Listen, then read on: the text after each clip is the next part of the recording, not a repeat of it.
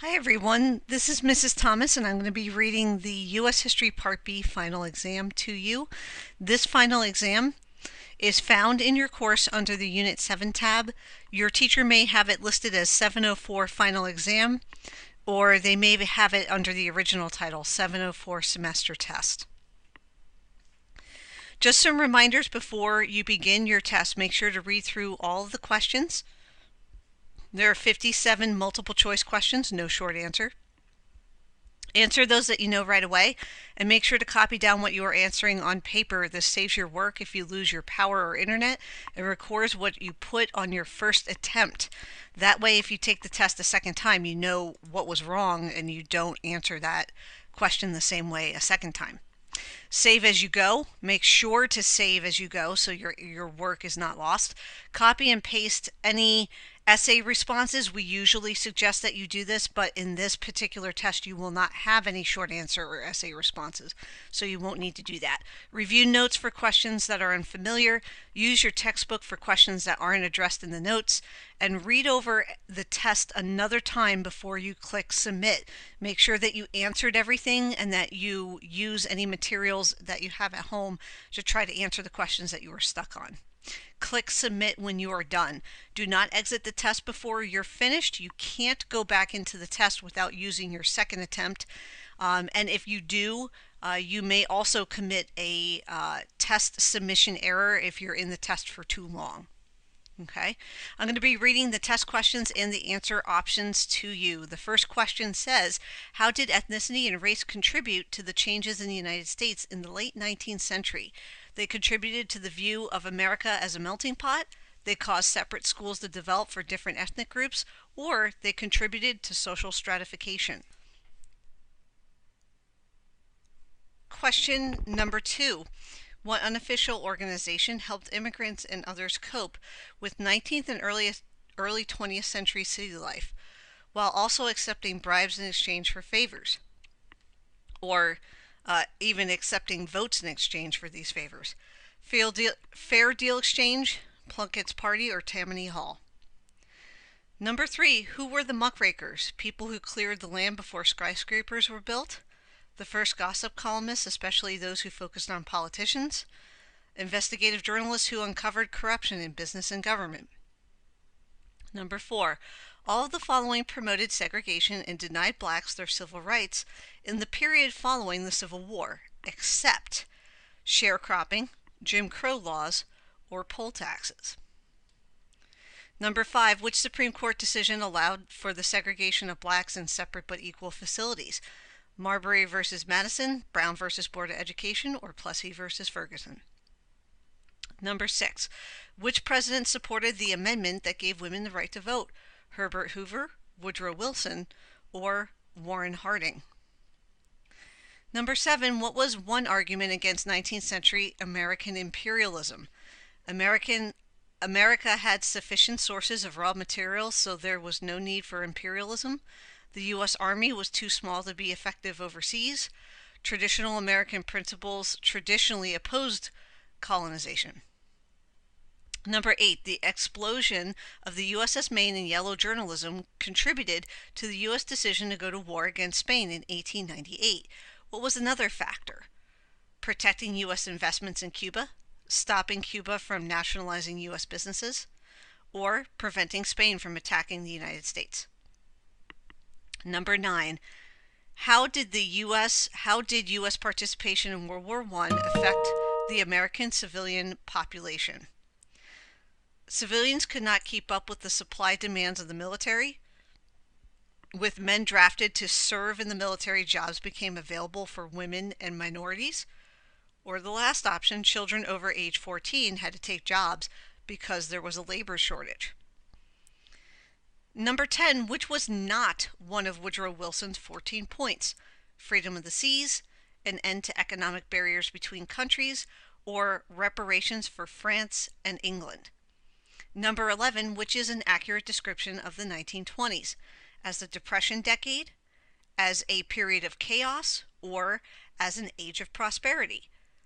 Number 12, what was the Harlem Renaissance? An urban renewal project that took place during the Civil Rights Movement, A 1920s African American cultural movement that included art, music, literature, drama, and dance, or a musical that portrayed African American life and the struggle for equality. Number 13, how did the 18th Amendment cause conflict in the United States? Some people did not want to give women the vote. Some people believed that prohibition of alcohol was unconstitutional. Or some people believed that Americans should not have to pay income tax. Number 14, what did falling purchasing power, stock speculation, and the banking crisis lead to?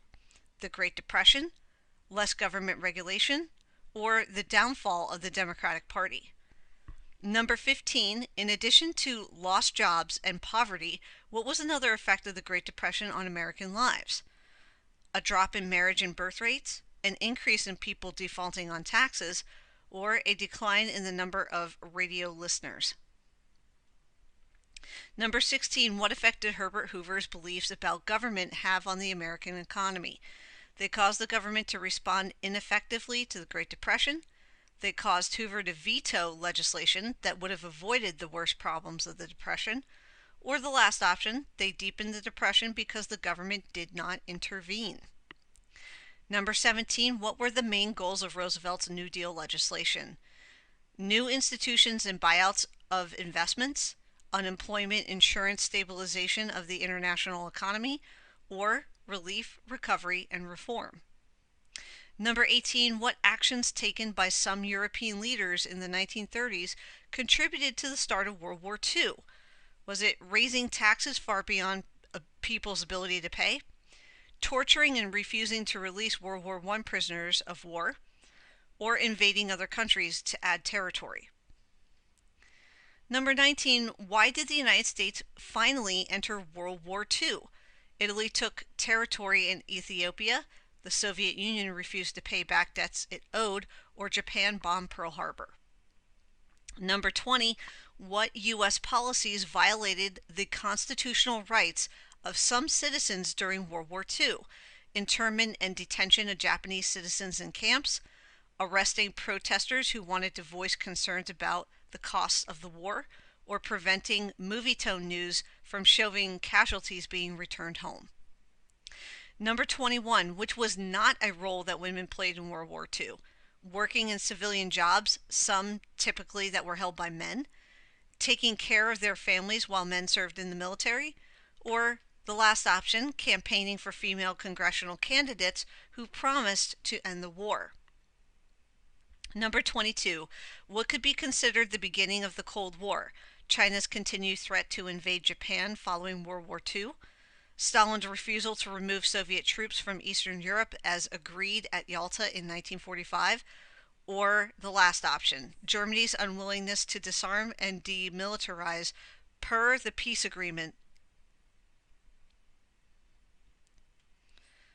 23, name the United States policy towards communism following World War II. Was it appeasement, containment, or destruction? Number 24, what June 1950 action caused the United Nations to respond with military action? Japan invading South Korea, the Soviet Union invading North Korea, or North Korea invading South Korea?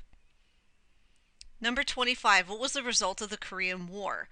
The two nations formed the Republic of Korea, which functions as a democracy. A peace treaty established one unified democratic nation, or a ceasefire agreement created a demilitarized zone along the 38th parallel. Number 26, which U.S. senator of the 1950s began investigating famous people on suspicion of communist activity? Julius Rosenberg, Joseph McCarthy, or J. Edgar Hoover? Number 27, what U.S. actions resulted in increased anti-American sentiment during the 1950s? The United States refused to take a strong stand against communism. The United States provided foreign aid to Eastern Bloc communist countries, or the United States participated in covert actions in Latin America and the Middle East. Number 28, what was one result of increased consumer spending after World War II? The economy grew slowly, the economy grew quickly, or growth occurred in basic items but not in luxury goods. Number 29, what was the baby boom? The tax reduction experienced by parents with the birth of each child, the drop in birth rates following World War II, or the significant population growth following World War II. Number 30, how did television affect American society beginning in the 1950s? Television promoted a common culture, television heightened interest in books and newspapers, or television encouraged people to help others. Number 31, what helped propel John F. Kennedy to the presidency in the 1960 election? An army of young volunteers, televised debates that communicated his charm, or an inexperienced opponent in Richard Nixon. Number 32, why were blacks eager to participate in the civil rights movement following World War II? They had returned from military service to find Jim Crow laws still in place. With the increase in population, there were more blacks to advocate for this cause. They resented not being provided the educational benefits of the GI Bill. Number 33, what did not play a significant role in the civil rights movement? Freedom rides throughout the South, a march from Selma to Montgomery, Alabama, or the election of Dwight D. Eisenhower as president. Number 34, what laws passed during the Johnson administration eliminated segregation in public places and discrimination in voting? The Civil Rights Act of 1964 and the Civil Rights Act of 1968, the Fair Housing Act of 1968 and the Manpower Training Act of 1968, or the Civil Rights Act of 1964 and the Voting Rights Act of 1965. We're going to end the recording here for part 1 of the final exam modified recording. I will pick up with question number 35 in the second portion of the recording.